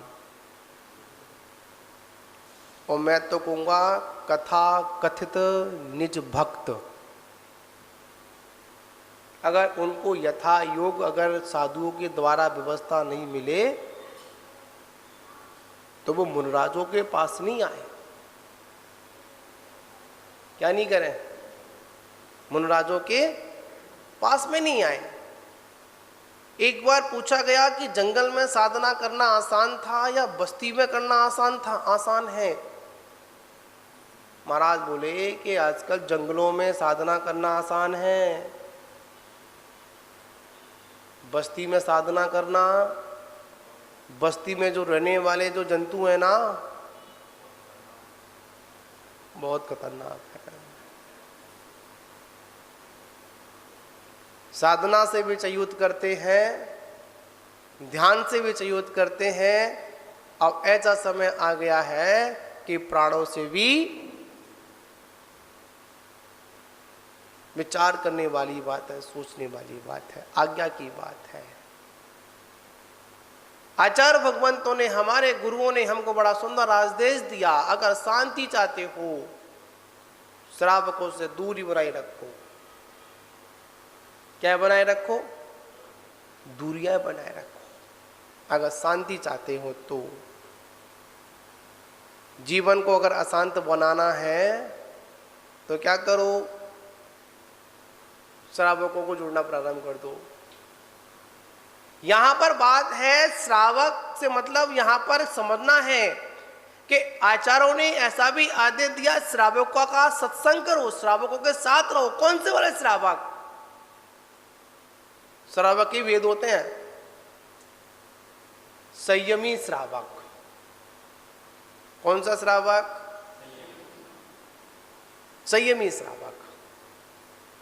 अगर संयमी श्रावक अगर है तो मुनराज की भक्ति, मुनराज की भैयावर्ती, मुनराज की चर्या वो कैसे कराएगा? दोष रहित होकर कराएगा। क्यों? उसका जीवन कैसा है? संयमी है। वो पता है कि संयमी को कैसे संबोधन करना है। और जिसके पास संयमी नहीं है, एक सपोज करें, मानते हैं कहीं मुनराज का स्वास्थ्य बिगड़ जाए, इतना बिगड़ जाए कि मरणाधन अवस्था में हो, और श्रावक वहां पर, श्रावक ही कहेंगे, श्रावक नहीं कहेंगे तो आप लोग पता नहीं क्या समझेंगे आप लोग, श्रावक लोग आ जाएंगे, बताओ क्या करोगे? बहुत से होते हैं नमो का मन सुनाएंगे, और बहुत से कहते हैं इन महाराज का बहुत स्वास्थ्य खराब है, इनको औषधि दो। ये महाराज को औषधि दो, मैंने औषधि दो। कौन सी औषधि दो? जो मर्यादित हो वो औषधि दो। पर बहुत से लोग कैसे होते हैं, अरे महाराज का बहुत स्वास्थ्य खराब है, महाराज तड़प रहे हैं, तो क्या करो, इनको कहाँ ले जाओ? डॉक्टर के पास ले जाओ। सामान्य श्रावक कभी साधु की समाधि नहीं होने देगा, कभी तपस्या नहीं होने देगा। कड़वा सत्य है। क्या? सामान्य श्रावक, सामान्य से मतलब समझिए आप लोग, असंयमी श्रावक साधु की तपस्या में हमेशा क्या डालेगा? विघ्न डालेगा।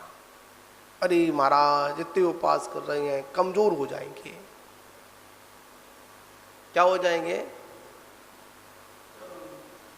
आचार्यों का एक वाक्य है, आत्मा कभी मरती नहीं। क्यों रामस्वरूप जी, समझे ना? आचार्यों का क्या वाक्य है, क्या उपदेश है हम लोगों के लिए, क्या आदेश है? आदेश में चर्चा कर रहे हैं अपन। क्या आदेश है? आत्मा कभी मरती नहीं। परिवर्तन किसका होता है? देह का परिवर्तन होता है, पर आत्मा अजर और अमर है। जब आत्मा मरती नहीं तो डर किस बात का? मृत्यु से किस बात का डर? अरे कमजोर हो गए, दवाई दो। ऐसे बहुत से प्रकरण हैं जिन प्रकरणों में कभी कभी क्या होता है कि साधु भी जब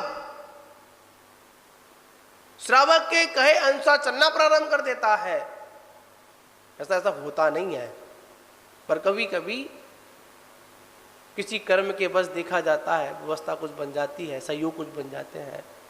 तो आचार्य भगवान कहते हैं जो साधु श्रावक के अनुसार चल रहा है वो कभी अपनी उत्कृष्ट साधना नहीं कर पाएगा। तपस्वी सम्राट आचार्य गुरुदेव सन्मत सागर जी महाराज कभी भी किसी के दबाव में नहीं रहे और कभी भी अपनी चर्या में समझौता नहीं किया। क्या नहीं, किसने नहीं किया? आचार्य गुरु महाराज ने, जिसको ऊपर कहेंगे फक्कड़ साधु। कह रहा साधु फक्कड़, चाहे कोई नेता हो, चाहे अभिनेता हो, चाहे रंक हो और चाहे राजा हो, सभी का स्थान कहाँ पर है? नीचे है। ऐसा नहीं है जो बड़ा आदमी आ गया उसको ऊपर डाल दिया, बगल में डाल लिया, और जो छोटा आ गया डाल दिया। ऐसे नहीं। महान बाबू, यहां पर आज्ञा की बात है। आज्ञा सम्य दर्शन भी होता है आज्ञा विचय, आज्ञा का पालन करना। किसकी पालन करना? कितने लोग करते हैं आज्ञा का पालन? कोई करता है पालन? हाँ महाराज करते तो हैं। आप बुलाते हो 8 बजे, हम कितने बजे आते हैं? आज्ञा है ना, अब हमारा टाइम तो लग ही जाता है। नहीं, भगवंत ने कहा कि सबसे पहले हम जिनेंद्र भगवान की आज्ञा का पालन करें। भगवान की आज्ञा में आया सभी के साथ में प्रेम से रहो, ऐसा चिंतन करो ना। द्वेषात्मक चिंतन क्यों करें हम लोग? क्यों द्वेष की अग्नि में जलें? भगवान पार्श्वनाथ के जीवन को देखो, कितने भव लगे? 10 भव लगे ना।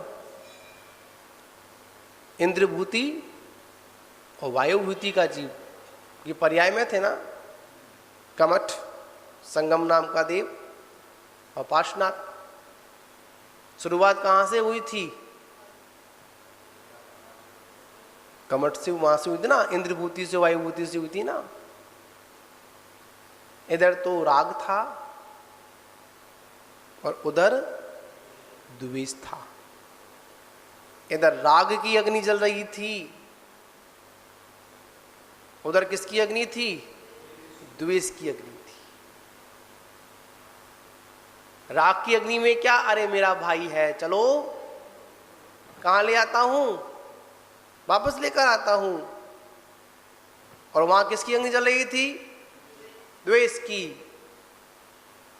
इसके चक्कर में, इसकी पत्नी के चक्कर में मुझे क्या होना पड़ा? अपमानित होना पड़ा। मुझे राजा ने कहां निकाल दिया? देश से बाहर निकाल दिया। और जैसे ही निकाला तो ऐसे दोनों आमने सामने आए, तुरंत क्या मार दी? पत्थर मार दिया।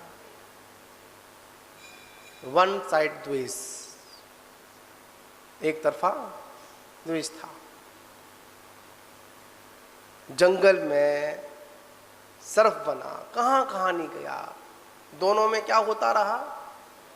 आपसी एक दूसरे को। फिर भी भगवान पार्श्वनाथ के जीव ने क्या धारण किया? उत्तम क्षमा को धारण किया। महान बाबू विचार करना है। आचार्य भगवान कहते हैं ना किसी से राग करना है और ना किसी से द्वेष करना है। तो आखिर में करना क्या है? आखिर में वही करना है जो जिनेंद्र भगवान ने किया है।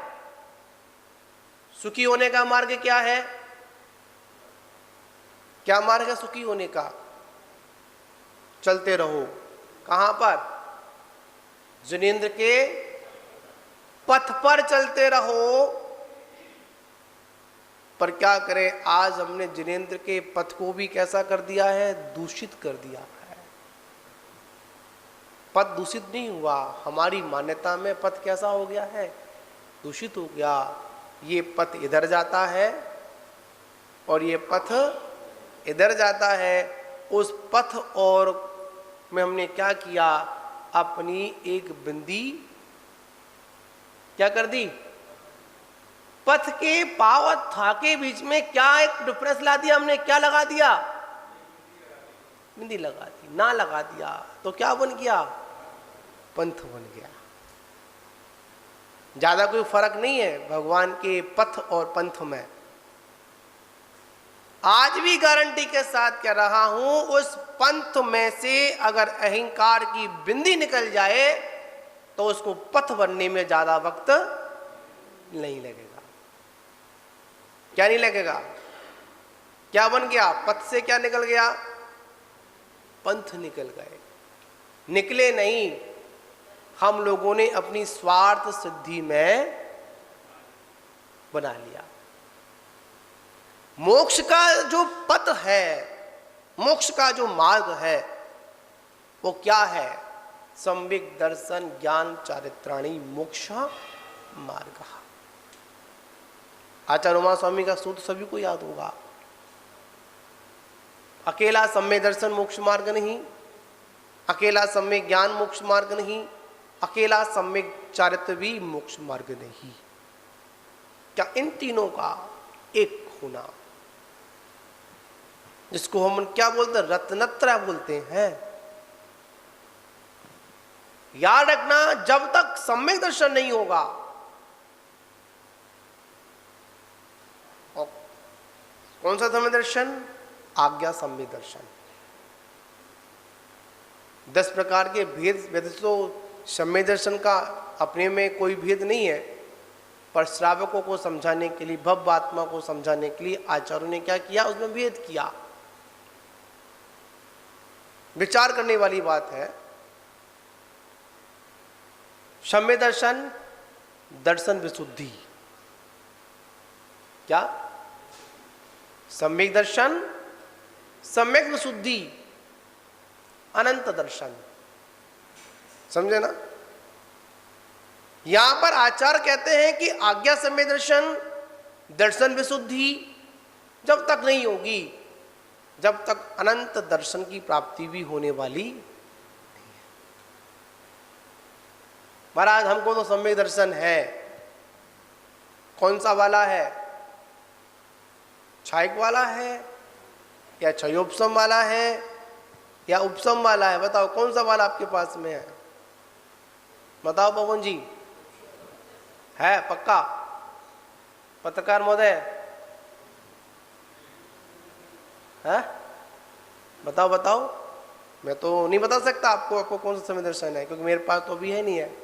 आचार्यों ने कहा कि सम्यक दर्शन की पहचान या खुद जाने या भगवान जाने है। जब वो ही जाने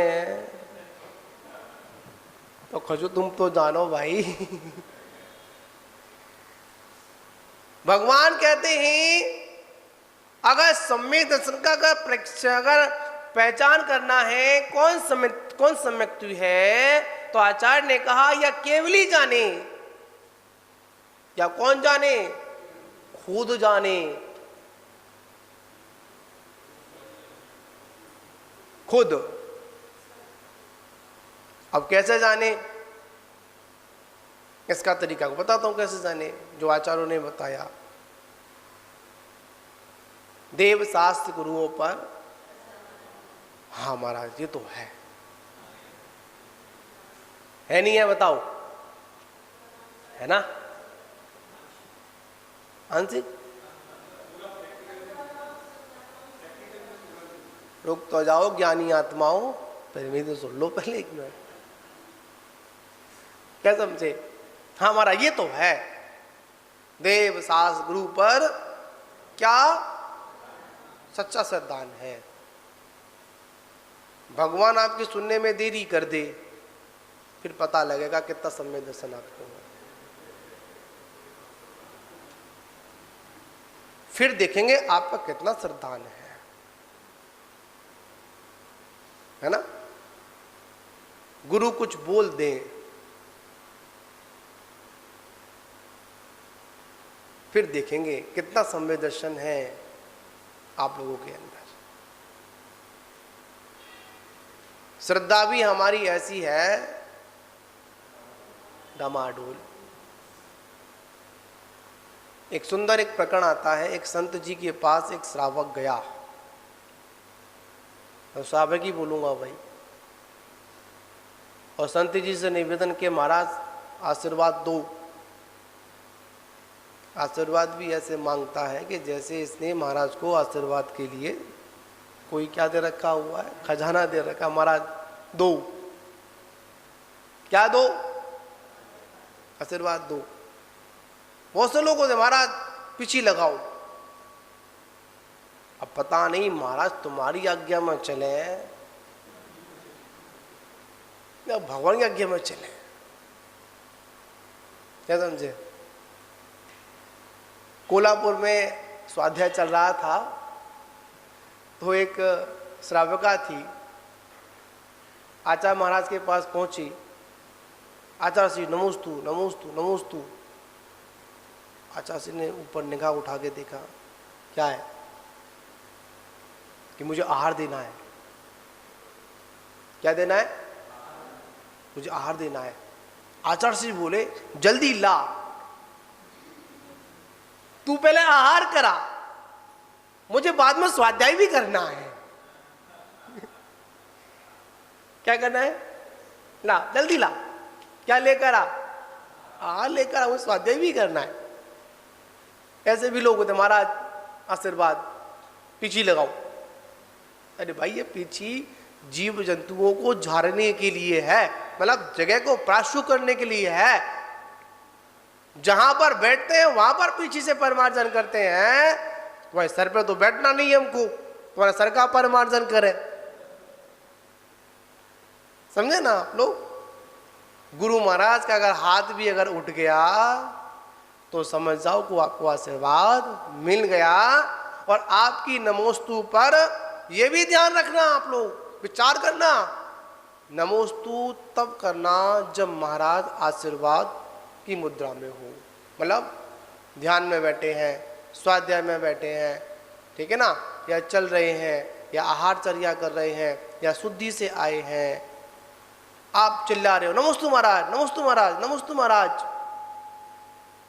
बताओ, ध्यान अवस्था में अगर नमोस्तु करोगे और आपके निमित्त से अगर मुनिराज का ध्यान भंग हो गया तो आपको मुनिराज की ध्यान भंगता का दोष लगेगा। है? दूर से अवस्था देख ले, मुनिराज की अवस्था में बैठे हुए हैं, स्वाध्याय कर रहे हैं, आके चुपचाप बैठ जाए, इंतजार करें क्या मुनिराज क्या हो, स्वाध्याय पूर्ण करें, फिर नमोस्तु करें तो मुनिराज आपको आशीर्वाद देंगे। मुनिराज चर्या पे जा रहे हैं, नमोस्तु, महाराज आहार करें, नमोस्तु। आचार्य भगवान कहते हैं जब आप नमोस्तु करें तो उसके प्रत्युत्तर में आपको आशीर्वाद भी मिलना चाहिए। क्या मिलना चाहिए? अगर हम लोग आशीर्वाद नहीं देंगे तो श्रावक क्या बोलेगा, अरे ये कैसे महाराज है नमोस्तु करते हैं, ये तो आशीर्वाद भी नहीं देते। ऐसी धारणा बन जाएगी। ये आचार्यों के वाक्य हैं। किसके वाक्य हैं? अवस्था देखिए, कौन सी अवस्था है, कहां पर क्या करना है। श्रावक पहुंचा, महाराज आशीर्वाद दो, किस बात का? महाराज अपने खेत में ट्यूबवेल खुदवाना है।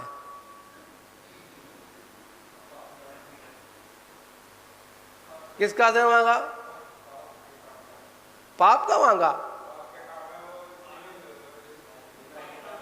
क्या एकांतवादी हो आप लोग? अगर ट्यूबवेल नहीं खुदेगा तो खेती कहां से, अन्न कहां से खाओगे आप? श्रावक का अधिकार भूल गए आप क्या? है? कृषि का अधिकार श्रावकों को है। और याद रखना, आचार्यों ने, आचार्य थोड़ो, तीर्थंकर के प्रथम तीर्थंकर ने कृषि बनने का उपदेश दिया।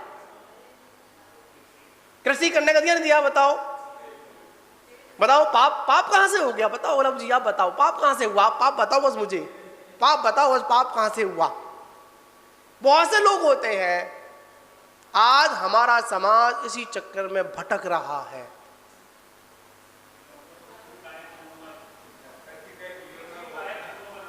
पूरी, हाँ वो अपेक्षा समझ रहा हूं उनकी, मैं ये समझ रहा हूं कहां किस अपेक्षा से बात कर रहे हैं। पर यहां पर एक बात कहना चाहूंगा, अगर हमको संपूर्ण सभा में कह दिया कि कृषि करना पाप है तो हमने श्रावक धर्म को खत्म कर दिया। अगर कृषि करना अगर तुम्हारी संज्ञान में पाप आ गया तो तुमको वस्त्र पहनने का अधिकारी नहीं, तुमको पीछी कमंडल लेकर बगल में बैठ जाना चाहिए।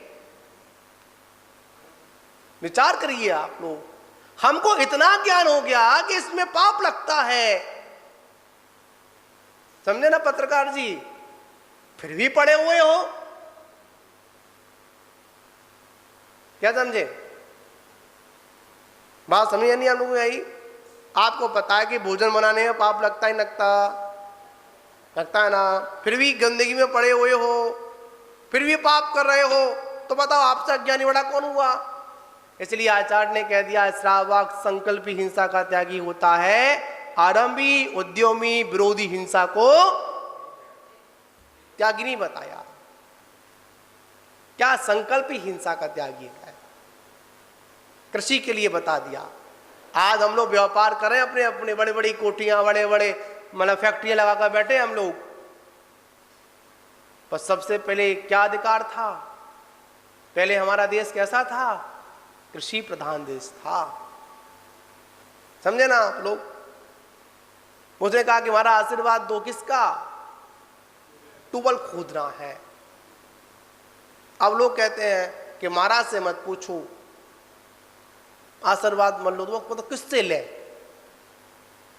एक प्रकरण और आया, यहाँ तो सूर्यनगर है, कोई ना कोई एक नई किरण तो पता नहीं निकल आती है।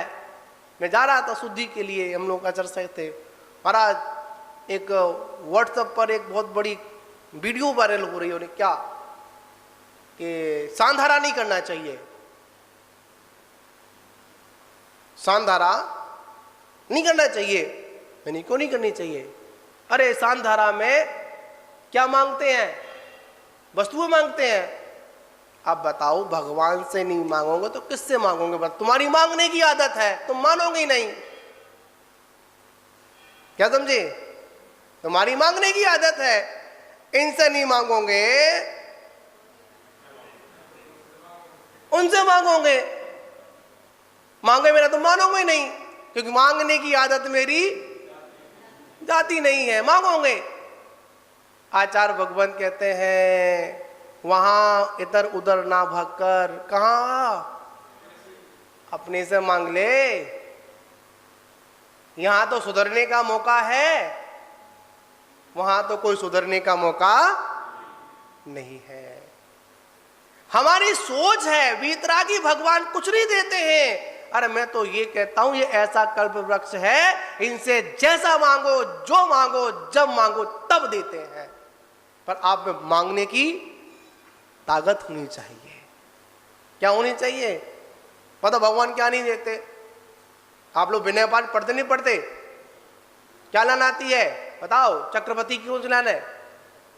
पढ़ते हो ना? हाँ, मिले किनसे मिलता है? किनकी पूजा से मिल रहा है? बताओ, किसी वस्त्रधारी की पूजा से मिला क्या? किसकी पूजा से मिला? जो वीतरागी है ना, तो उसकी विनय पाठ में ही आ गया। चक्रवर्ती आदि पदों की प्राप्ति अपने आप भगवान आपकी पूजा से हो जाती है। होती नहीं होती? विचार करिए। व्यक्ति ने कहा हमारा आशीर्वाद दो, ट्यूबवेल खोदना है। क्या खोदना है? बात बड़ी समझने वाली है। ठीक है, आशीर्वाद दे दिया और कहा बेटा 100 फीट खोदना।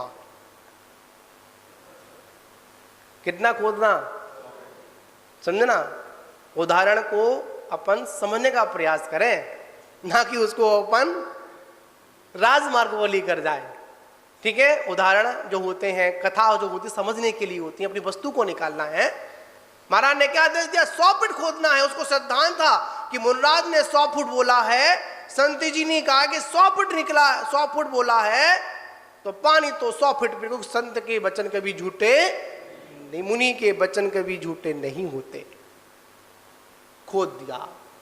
कितने फीट? 100 फीट। फिर भी पानी नहीं निकला। क्या नहीं निकला? पानी नहीं निकला। बड़ा परेशान। संत जी के पास फिर पहुंचा, महाराज आपका वचन तो, श्रावक डरता नहीं अब,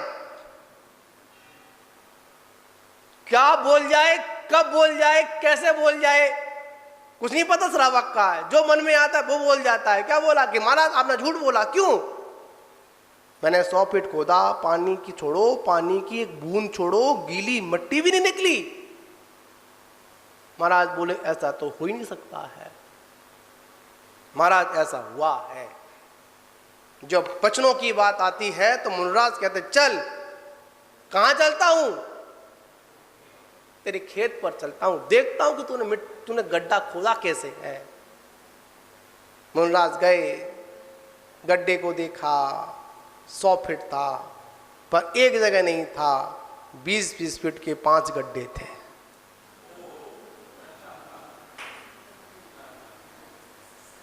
सौ की बात है ना? समझे ना आप लोग? 100 की बात है, कितने गड्ढे खोदे? 5 गड्ढे खोदे, कितने कितने फीट के? कितना हो गया? 100 हो गया ना। देखो महाराज 20 फीट का ये, 20 फीट का वो, 20 फुट का वो, 20 फुट का वो। महाराज बोले पागल, ये गड्ढे एक जगह खोदे होते पानी मिल जाता, तूने 20-20 फीट के कितने गड्ढे खोद दिए? 5 गड्ढे खोद दिए। आचार्य भगवंत कहते हैं तू अपनी श्रद्धा को अगर एक जगह पर लगाए रखना, एक जगह पर लगाए रखता तो तेरे को निश्चित सम्यक दर्शन की प्राप्ति हो जाती। पर तूने क्या किया? 20-20 फीट के।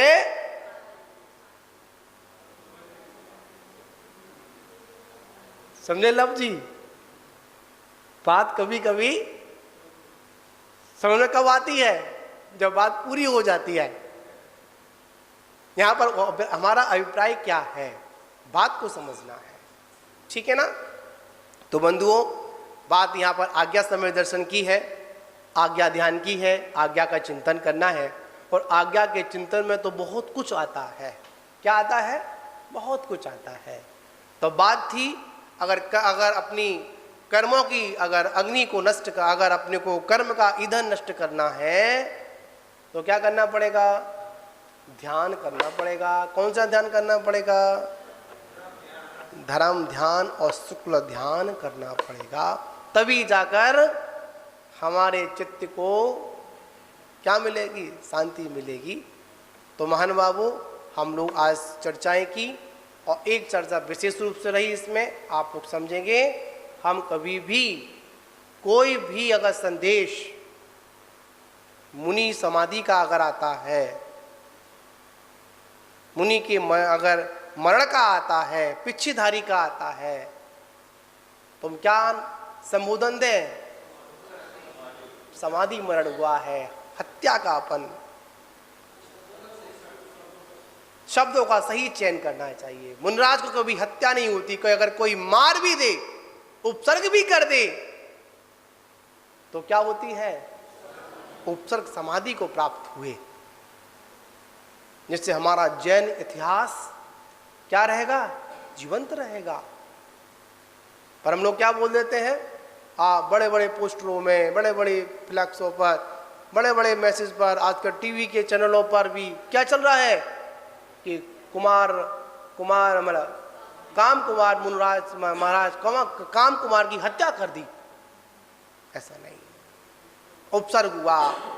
हमारे वो मुनराज उपसर्ग विजेता रहे। क्या रहे? विजेता रहे। उन्होंने समाधि को प्राप्त किया। तो महान बाबू, आज शायद दिल्ली में भी आयोजन चल रहे हैं, ठीक है ना। आगे चलते रहेंगे। समय ऐसा आएगा पूरे देश में चलेंगे, और चलने के बाद कुछ समय के बाद ठंडे अवस्था में गरीब हो जाएंगे। जितने मैसेज हैं, जितने प्रवचन हैं, जितने भाषण हैं, वो तभी तक है जब तक गर्म माहौल है। और जैसे ही गर्म माहौल हो, ठंडा माहौल हो जाएगा, तो कोई भी व्यक्ति ये पूछने नहीं आएगा कि मुनराज का विहार कब, कैसे, कहाँ है, मुनराज की आहारचर्या हुई या नहीं हुई।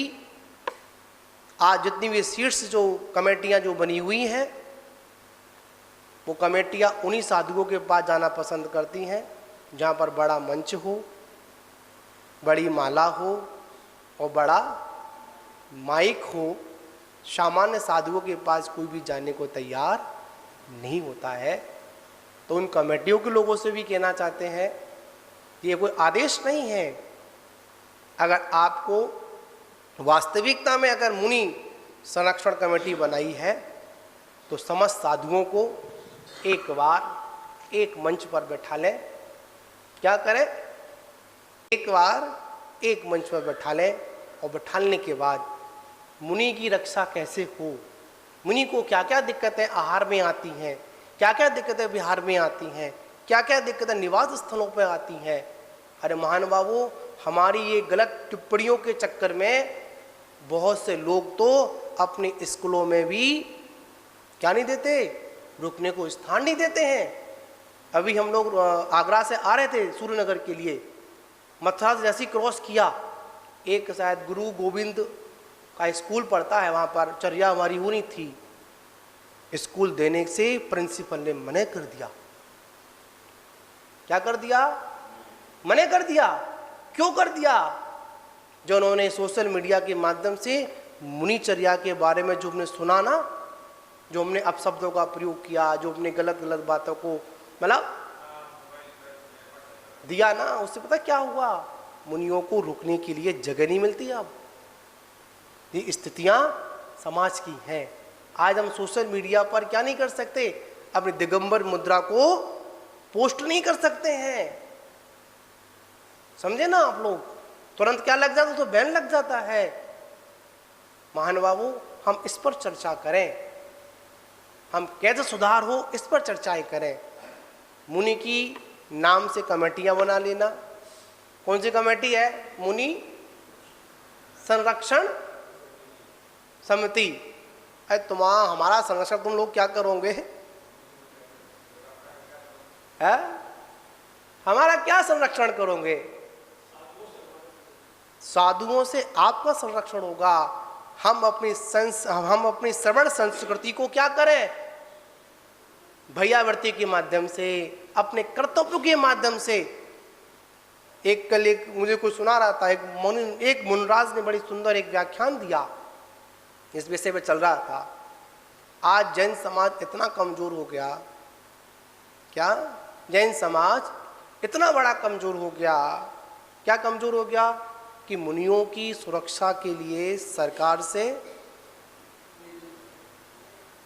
पुलिस की मांग कर रहा है। बड़ी आफत वाला काम है। कल चर्चा चल रही थी शाम को, प्रेम जी पढ़ रहे ना, कोई भैया जी थे, मुनराज हाथ पर हाथ रखकर बैठ जाए तो आफत। दीपक भाई कैसे बैठ जाए? जैसे हमारा बैठे ना ध्यान में, यूं बैठ जाए तो आफत। मुनराज किसी के सर पर हाथ रख दे तो और ज्यादा आफत। समझे ना? तो महानुभावों, हमको क्या करना है? मुनियों की सुरक्षा करनी है। तो सबसे पहले हम संपूर्ण श्रावकों को मिलकर क्या करना पड़ेगा? जो राग द्वेष की जो अंदर जो ईर्षा की जो क्या चल रही है ना, पक्षपात की जो चल रही है ना, अग्नि चल रही है ना, उसको खत्म करना होगा।